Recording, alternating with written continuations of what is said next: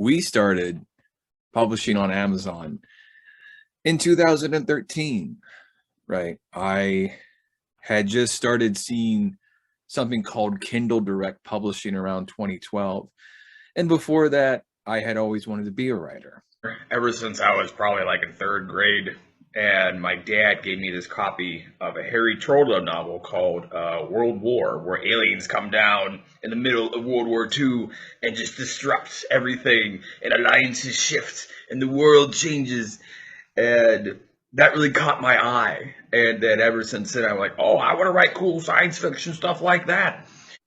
I was insecure, and I didn't think anybody would want to publish me. And I started figuring out that publishing on Amazon Kindle was just as easy as publishing like something on a Facebook page. You just got to do all the work.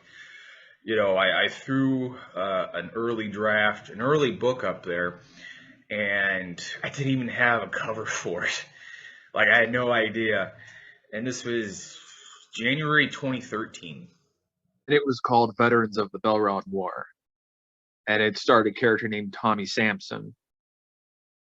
So this was Tommy Sampson was always kind of an avatar for me for like whenever I had something going on in my life, whenever I had a big emotional event, whenever life was hard or whatever. I always wrote it through Tommy Sampson's eyes. Tommy Sampson just wants to go home and go back to a simpler time, to a peaceful time where the world didn't always seem to be on fire.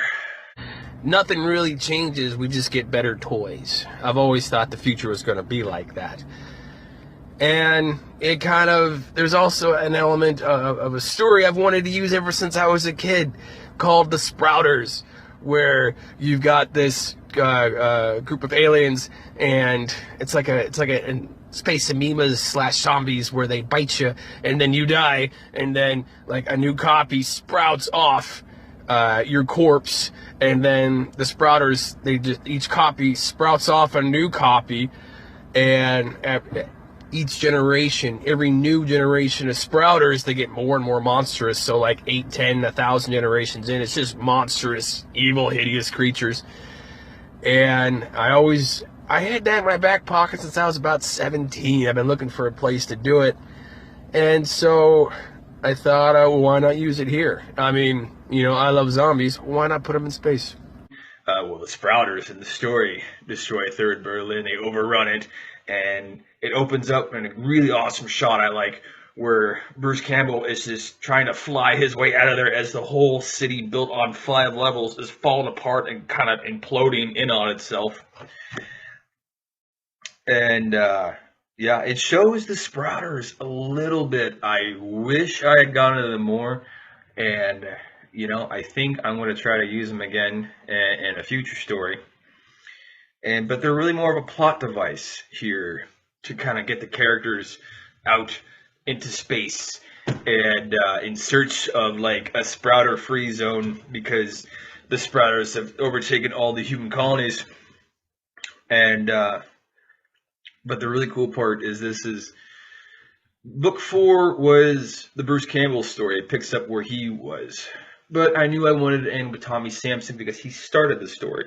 So this really serves as a transition piece, and it uses a writing tool that I like, where I like writing in first person, but I like having multiple characters' perspectives. So you have one book or one character's perspective. That's kind of the main perspective, but you're also having like a diary where it says, oh, this is the diary of Tommy Sampson, and it kind of tells what's going on in real time next to what Bruce Campbell's doing and what he's saying, what his life is like. And it's really kind of a cool odd couple piece I like too, with Bruce and Tommy, where Bruce is kind of not apathetic, but more, he's kind of like, life sucks, you gotta buy a helmet, and he just knows that life is hard, and it's going to stay hard, and there might be some nice spots, but life's pretty much just going to be rough, and then you're dead one day. And Tommy Sampson is kind of, a little immature, a little more optimistic, very naive about most things. And they're both very like two aspects of my personality that you know, there's parts in each I don't like. And if I could split myself into two people, it would be those guys. Where one guy is like very practical and pragmatic, the other guy is optimistic and hopeful and believes in humanity and loves the world, and then the other guy is like, you're a moron.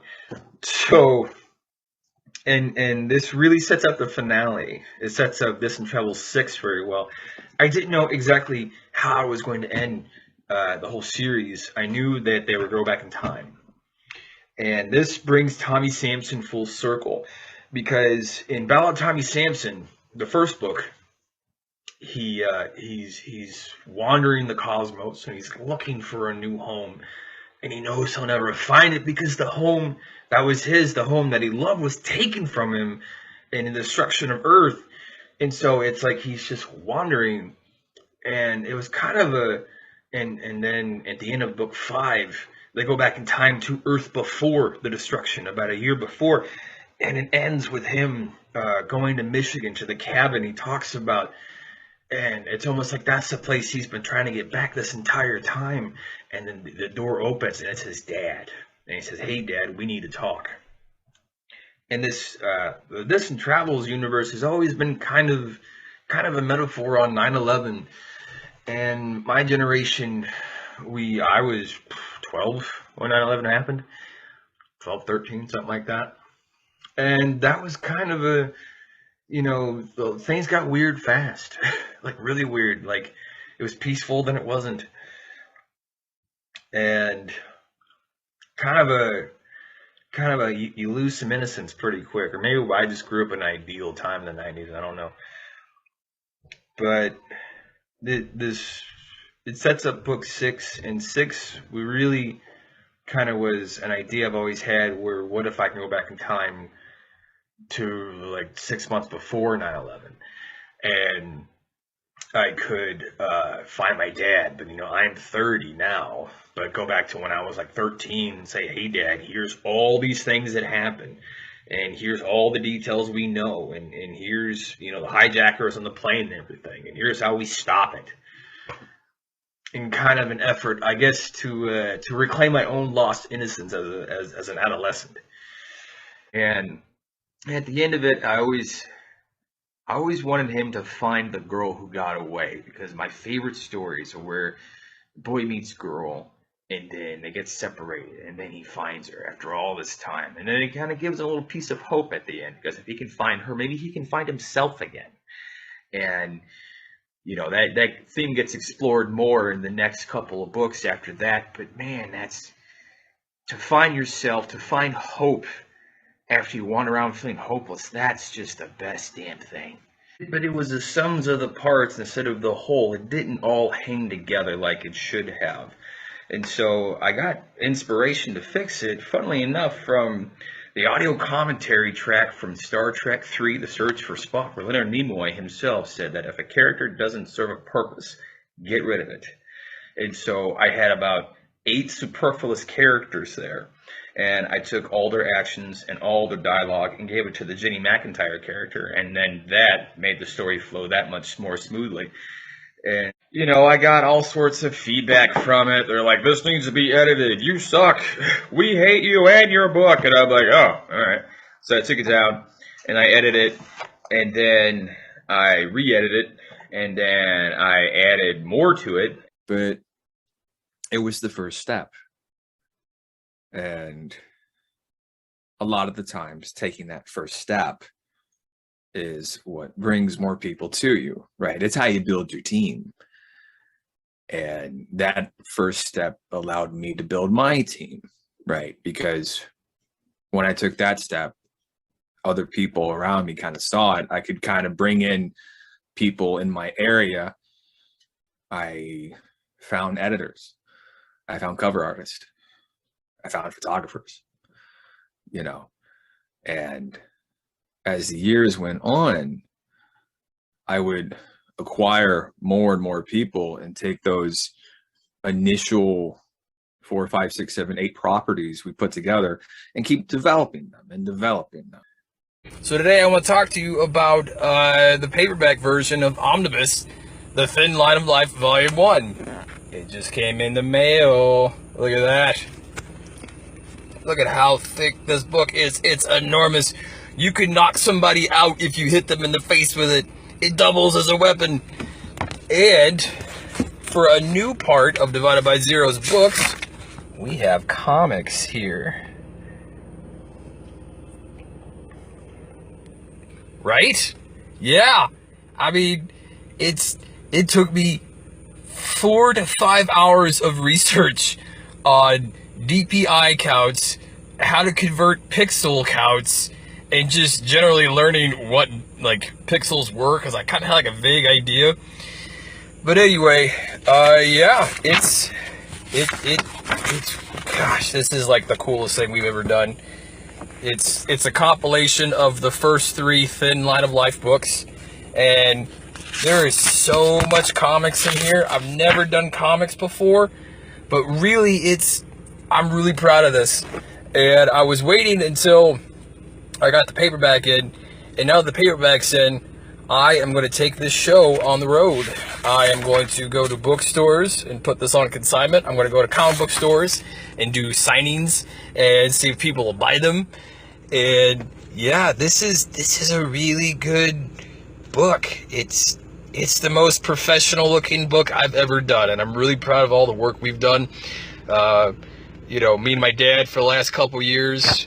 Really, this book started in 2009 or 10 when I was in Iraq, and over time 10 people have had their fingerprints on it, right? And the last guy to get in on the fingerprint was P.S. Barlow, who does the comics, the G.I. Lowe comics that go with it. But anyway, BFA issue 1, the G.I. Lowe anthology, Origins and Basic Training Saga, is here.